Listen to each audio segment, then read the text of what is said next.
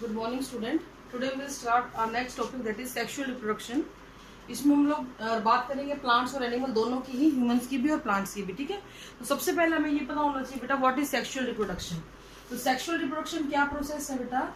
It is a biparental process. यहाँ पे दो पेरेंट जो होते हैं इन्वॉल्व होते हैं प्रोसेस के अंदर। बाय पेरेंटल प्रोसेस का मतलब टू पेरेंट्स होते हैं, इनमें से एक होगा मेल जिसके लिए हम ये वाला सिंबल यूज करते हैं, और एक होगा फीमेल। ठीक है, इसके लिए हम लोग ये वाला सिंबल यूज कर लेते हैं, मेल और फीमेल। इन दोनों मेल और फीमेल के द्वारा गैमेट्स को प्रोड्यूस किया जाएगा। ठीक है, मेल में इन गैमेट्स को हम बोलते हैं स्पर्म और फीमेल में इसको बोलते हैं अवम।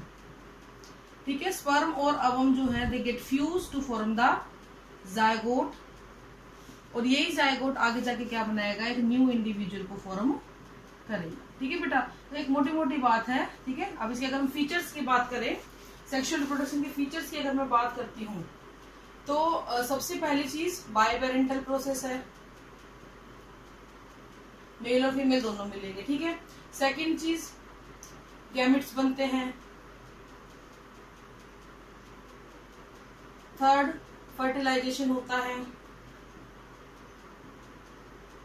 फोर्थ जायगोट का फॉर्मेशन होता है।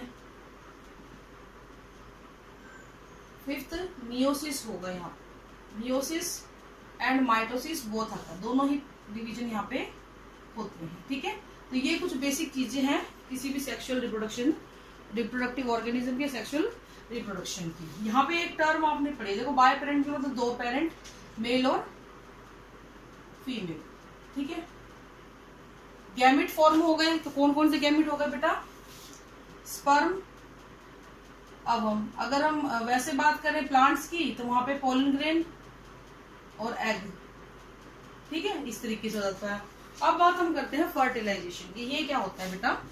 Fertilisation is nothing but the fusion of gamete. ये कुछ नहीं है, सिर्फ और सिर्फ क्या है? Fusion of gametes which results in formation of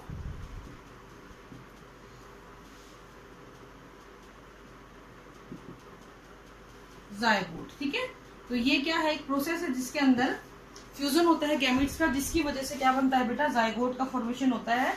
और ये जायगोट ही है जो आपकी नई प्रोजेनी को या नई जो जनरेशन है उसको फॉर्म कर देता है। ठीक है, तो फर्टिलाइजेशन एक प्रोसेस है जिसके अंदर हम लोग ऑर्गेनिज्म जो है गैमेट्स को फ्यूज करके अपना बना लेगा अवम। जैसे कि स्पर्म है और ये अवम है, they get fuse to form a zygote. दोनों के दोनों फ्यूज करके क्या बनाएंगे? जायगोट का फॉर्म करेंगे। अब अगर हम बात करें टाइप्स ऑफ फर्टिलाइजेशन की, कितने तरीके का होता है बेटा? तो ये दो तरीके का बताया गया है, एक्सटर्नल और इंटरनल। नाम से आपको पता लग रहा होगा, अगर फ्यूजन ऑफ गैमेट फीमेल की बॉडी से बाहर हो तो एक्सटर्नल फर्टिलाइजेशन, अगर वो फीमेल की बॉडी के अंदर हो तो इंटरनल फर्टिलाइजेशन। तो सबसे पहले हम बात करते हैं एक्सटर्नल फर्टिलाइजेशन की। एक्सटर्नल फर्टिलाइजेशन का मतलब ये है बेटा कि स्पर्म और एग दोनों को ही एक्सटर्नल मीडियम में, यानी यहाँ पे एक्सटर्नल मीडियम बेसिकली कौन सा होता है बेटा? पानी होता है, एक्वेटिक में मिलता है ये। ठीक है, एक्वेटिक मीडियम होता है, पानी में छोड़ा, एक्सटर्नल मीडियम में छोड़ दिया जाएगा दोनों को, and they get fuse there. इसके एग्जांपल आपके होते हैं बहुत सारी फिशेस और amphibians, which shows the maximum external fertilisation. इसमें क्या होगा? लेग फ्रॉग की अगर हम बात करें तो जैसे ही मौसम बारिशों का आएगा, फ्रॉग की आपने आवाज सुनी होगी बहुत ज्यादा, वो इसीलिए आती है, they are asking their female for the mating. तो वो क्या करते हैं? They release their sperm in bulk in the water medium and a female release their ovum in bulk in the water medium, same water medium. ठीक है, and the sperm and egg get fuse to form the zygote. तो ये जो इस तरीके का fertilisation है जिसमें फीमेल की बॉडी से एग भी बाहर निकला और मेल की बॉडी से स्पर्म भी बाहर निकला, उसको हम क्या बोलेंगे बेटा? एक्सटर्नल फर्टिलाइजेशन बोलेंगे। फिशेज में और एम्फीबियस, एक्वेटिक एनिमल में मिलता है ये। फिर हम बात करते हैं बेटा इंटरनल फर्टिलाइजेशन की। ये क्या होता है बेटा? जब स्पर्म जो है वो फीमेल की बॉडी के अंदर जाए,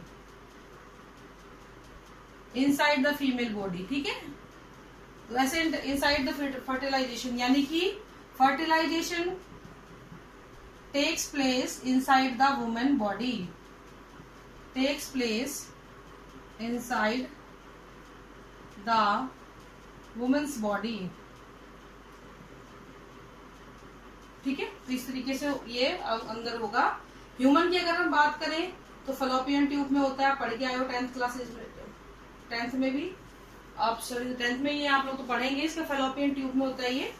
अब होगा क्या कि मेल जेनेटेलिया होती है, या फिर इसको कॉपुलेटरी ऑर्गन बोलते हैं। इन ऑर्गन की हेल्प से फीमेल का जो रिप्रोडक्टिव ऑर्गन है उसके अंदर मेल जो है अपने कॉपुलेटरी ऑर्गन को करेगा इंसर्ट, और अपने जो सीमन है उसको रिलीज कर देगा, स्पर्म को रिलीज कर देगा। तो ऐसा फर्टिलाइजेशन जो फीमेल की बॉडी के अंदर हो, इंटरनल फर्टिलाइजेशन, इसमें ज्यादातर आते हैं टेरेस्ट्रियल ऑर्गेनिज्म, टेरेस्ट्रियल ऑर्गेनिज्म इसके अंदर आते हैं। ठीक है, जितने भी आपके लैंड एनिमल है, ह्यूमन बीइंग है, रेप्टाइल्स है, बर्ड्स हैं, they all are go for the internal fertilisation.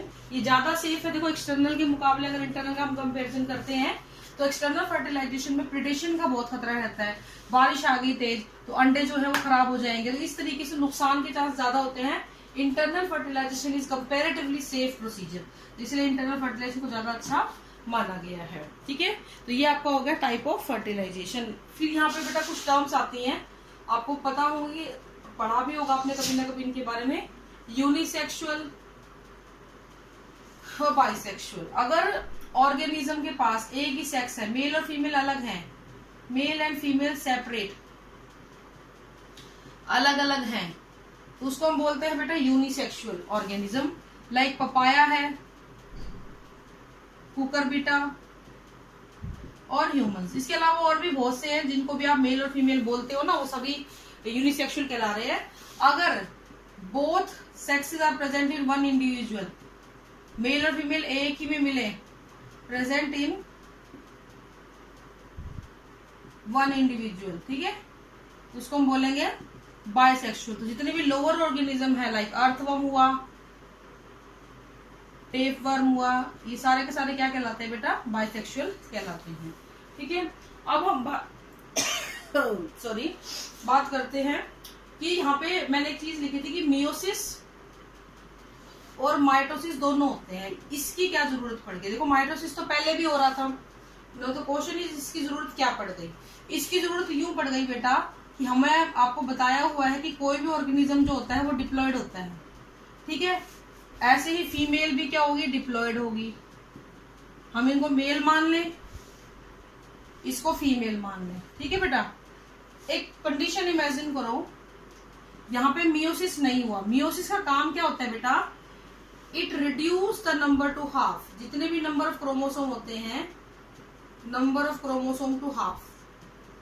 ठीक है, जितने भी क्रोमोसोम होते हैं उनको आधा कर देता है, 2n है तो n कर देता है। अगर आप मान के चलो कि यहाँ पे मियोसिस नहीं हुआ, तो आप देखो जरा, एज सच स्पर्म बन जाएगा, इसका एज सच अवम बन जाएगा। ये गैमेट बन गए यूं के यूं, स्पर्म और अवम। फिर इनका फर्टिलाइजेशन हुआ, 4n बन गया। 4n का मतलब क्या हुआ? ये जो नया जाइगोट बना है, इसमें लगभग दुगने और स्पर्म है, सॉरी दुगने क्रोमोसोम है अपने पेरेंट के मुकाबले, जो कि एक सही कंडीशन नहीं होती है। अब दूसरी कंडीशन देखिए बेटा, जहां पे मियोसिस हो रहा है, मियोसिस हुआ तो मैंने क्या बताया था? Reduce the number to half. ऐसे यहाँ पे नंबर हाफ हो जाएंगे। अब देखो जरा, ऐसे बन गया ना, पेरेंट जैसे ही बन गया, ये भी 2n से 2n हो गया।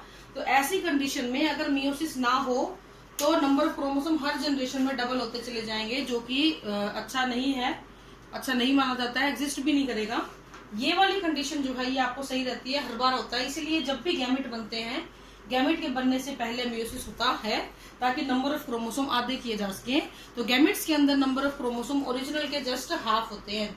अगर किसी में 22 क्रोमोसोम है तो 11 होंगे, और 10 है तो 5 होंगे, आधे हो जाएंगे गैमेट्स के अंदर। ठीक है, नाउ द क्वेश्चन इज क्यों जरूरी है? ये क्या करता है? It helps in maintaining the number of chromosome in the new progeny. नई प्रोजेनी के अंदर नंबर ऑफ क्रोमोसोम के को मेंटेन करने में हेल्प ये करता है, इसीलिए मियोसिस का होना जरूरी है। माइटोसिस एक सिंपल रिपीटेटिव डिवीजन है जो ग्रोथ के लिए जरूरी होता है। ठीक है बेटा, तो this is all for today. Tomorrow will discuss the sexual reproduction in plants. Thank you, have a nice day.